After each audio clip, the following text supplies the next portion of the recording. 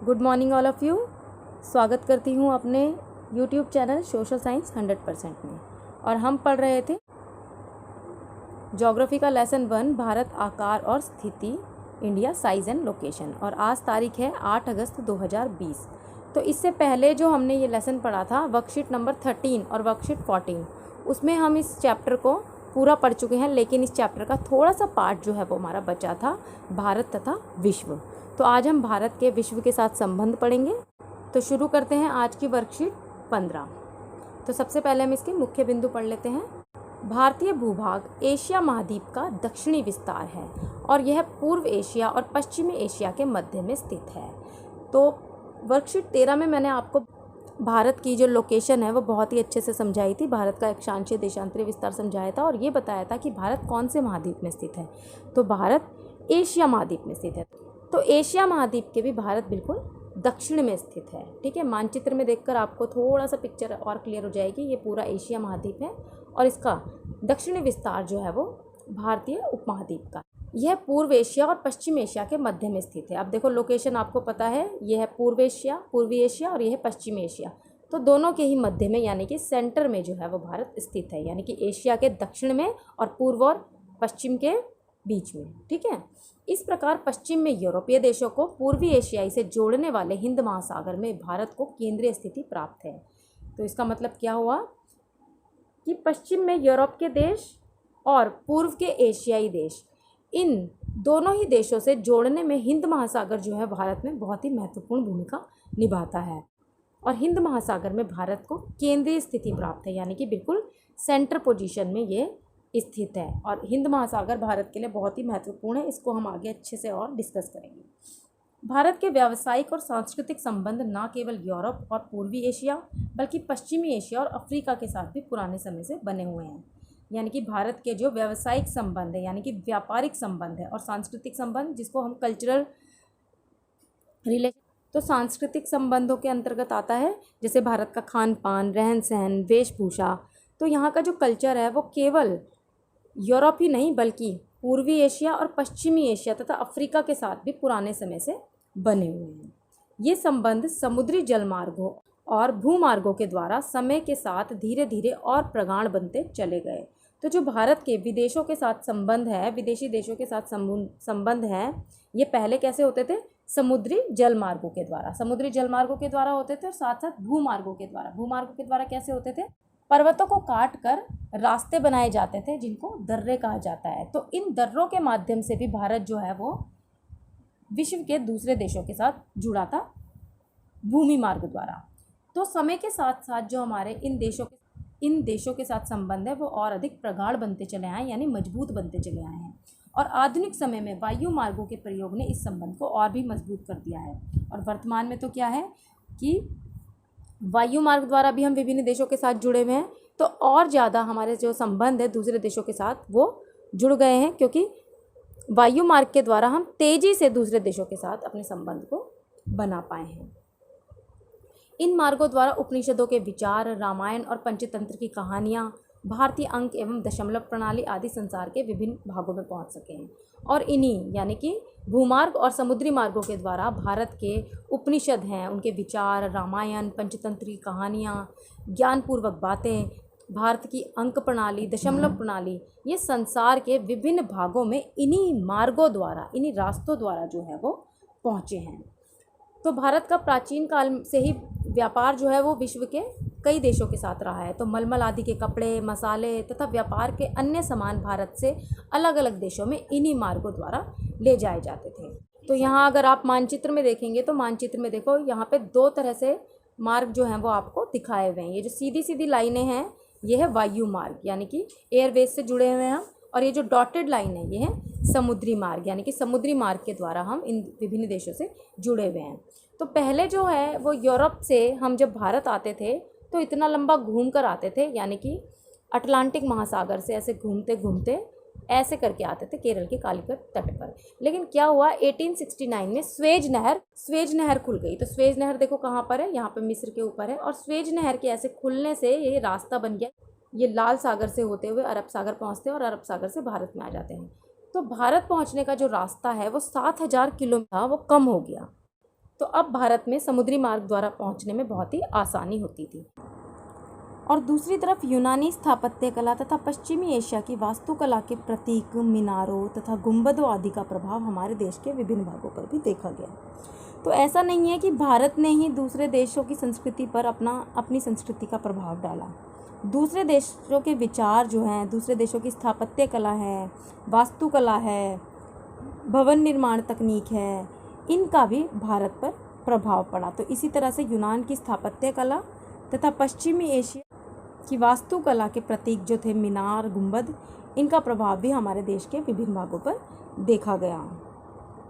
तो जब भी दो देशों के बीच में संबंध बनते हैं, वहाँ के नागरिक एक दूसरे के देशों में आते जाते हैं, तो क्या होता है, कल्चर का आदान प्रदान होता है, संस्कृति का आदान प्रदान होता है। तो वो केवल एक देश पर ही प्रभाव नहीं डालते, बल्कि दोनों ही देश आपस में इससे लाभान्वित होते हैं। तो इसी प्रकार भारत ने दूसरे देशों को और भारत से दूसरे देशों को लाभ हुआ। तो अब हम इसको इंग्लिश में रीड कर लेते हैं। Main points. The main land of India is the southern extension of the Asian continent and it is present at the center of East Asia and West Asia। तो अभी हमने पढ़ा है एशिया के बिल्कुल सदर्न एक्सटेंशन में India है और एट प्रेजेंट इंडिया जो है वो ईस्ट एशिया और वेस्ट एशिया के सेंटर में पड़ता है। In this way India has the central location in the Indian Ocean which connects eastern Asian countries, European countries in the west. From the ancient time onwards, India has trade and cultural relation not only with Europe and East Asia but also with West Asia and Africa। यानी कि केवल Europe के साथ ही नहीं थे India के संबंध, बल्कि ईस्ट एशिया, वेस्ट एशिया और अफ्रीका के साथ भी संबंध थे। Over the year the relation has been deepen by the sea and land route. और धीरे धीरे ये सी और लैंड रूट से हमारे रिलेशन जो है वो और ज़्यादा डीप होते गए। In modern times by the use of airways this relation has been strengthen even more. और मॉडर्न टाइम में एयरवेज के आने से ये रिलेशन और भी ज़्यादा मजबूत हुए हैं। Through this routes the ideas of the Upanishada, the Ramayana, the story of Panchatantra, the Indian numeral and decimal system could reach many parts of the world. और ये सारा जो इंडिया का कल्चर था वो बहुत सारे पार्ट्स में वर्ल्ड के पहुंच गया। किसके द्वारा? इन रूट्स के द्वारा। The spices, muslin and the other merchandise were taken to different countries throughout this routes only. और इन रूट्स के जरिए ही भारत का जो व्यापार था, मसाले, मलमल का कपड़ा और बेशकीमती चीज़ों का जो व्यापार होता था भारत के साथ, वो इन्हीं रूट के माध्यम से होता था। On the other hand the influence of Greek sculpture and the architecture style of domes and minarets from the West Asia can be seen in different part of our country। और architecture style, चाहे वो sculpture हो, तो Greek और western countries का जो प्रभाव है वो भी इंडिया के ऊपर देखा जा सकता है। तो अब हम जल्दी से इसके क्वेश्चंस पढ़ लेते हैं। तो पहला क्वेश्चन है, विश्व मानचित्र पर भारत की अवस्थिति का वर्णन कीजिए। तो आपको मैंने फर्स्ट वर्कशीट में भारत का लैटिट्यूड लॉन्गिट्यूड समझाया था और ये बताया था कि भारत कौन से महाद्वीप में स्थित है? एशिया महाद्वीप में। तो अभी हमने पढ़ा है कि भारत एशिया महाद्वीप के दक्षिण में स्थित है। साथ ही साथ भारत एशिया महाद्वीप में पश्चिम और पूर्व के देशों के बिल्कुल मध्य में स्थित है। सेकेंड क्वेश्चन है, भारत के व्यावसायिक और सांस्कृतिक संबंध विश्व के जिन भागों के साथ थे उनमें से कुछ देशों के नाम लिखो।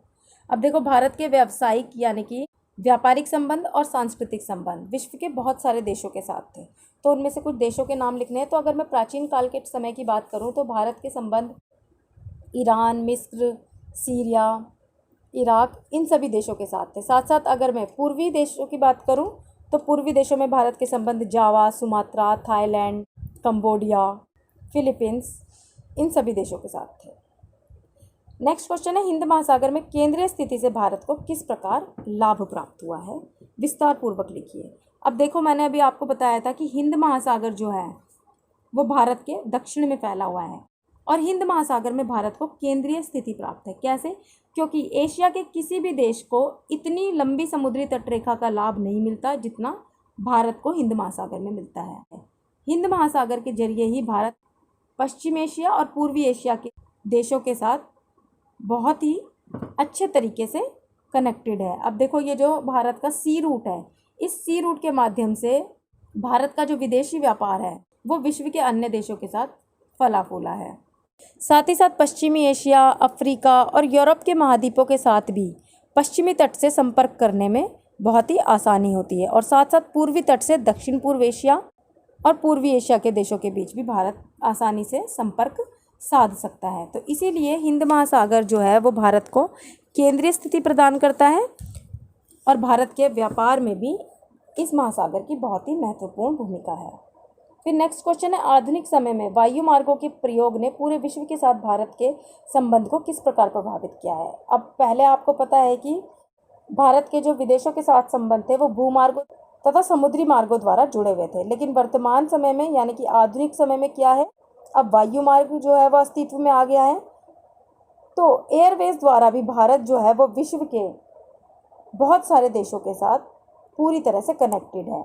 अब वायु मार्ग से क्या होता है, ये यातायात का तीव्रतम साधन है। तो पहले जो जिन विचारों को या व्यापारिक गतिविधियों को तय करने में बहुत लंबा समय लगता था, लेकिन अब वायु मार्ग द्वारा इन्हीं गतिविधियों को बहुत ही कम समय लगता है पहुंचने में। तो वायु मार्ग द्वारा भी भारत वेल कनेक्टेड है दूसरे देशों के साथ, तो इसीलिए भारत के जो विश्व के दूसरे देशों के साथ संबंध है वो बहुत ही मजबूत हुए हैं। आखिरी क्वेश्चन है, मानचित्र की सहायता से बताइए कि समुद्री मार्ग के द्वारा मिस्र से ऑस्ट्रेलिया जाने के क्रम में भारतीय तट किस प्रकार लाभ की स्थिति में होंगे। बहुत ही अच्छा क्वेश्चन है। तो सबसे पहले आपको देखना होगा कि मिस्र कहाँ पर है, तो मानचित्र में देखिए, और इस प्रकार ऑस्ट्रेलिया देखिए कहाँ पर है, ऑस्ट्रेलिया यहाँ पर है। तो जब मिस्र से ऑस्ट्रेलिया समुद्री मार्ग द्वारा जाएंगे तो ये रूट अपनाया जाएगा, और इस रूट में मध्य में भारत पड़ेगा। तो भारत जो है इन जहाज़ों के लिए विश्राम स्थल का कार्य करेगा। तो रास्ते में ये जहाज़ भारत में रुकेंगे और भारत के विश्राम स्थल का प्रयोग करेंगे। तो भारत को इन दूसरे देशों से इस प्रकार आय प्राप्त होगी और आर्थिक लाभ प्राप्त होगा। तो इस प्रकार पूर्वी और पश्चिमी देशों के बीच जब व्यापारिक संबंध इन समुद्री रास्तों द्वारा होगा और मध्य में भारत पड़ेगा, तो भारत जो है इन सभी देशों के लिए एक आश्रय स्थल का कार्य करता है। तो इससे भारत को आर्थिक लाभ होता है। तो भारत की आर्थिक दृष्टि के लिए ये बहुत ही महत्वपूर्ण है। तो आज की वर्कशीट भी हमारी कंप्लीट होती है। अब जल्दी से आप इस वर्कशीट के क्वेश्चन आंसर करके मेरे साथ शेयर कीजिए। अभी के लिए इतना ही, बाय।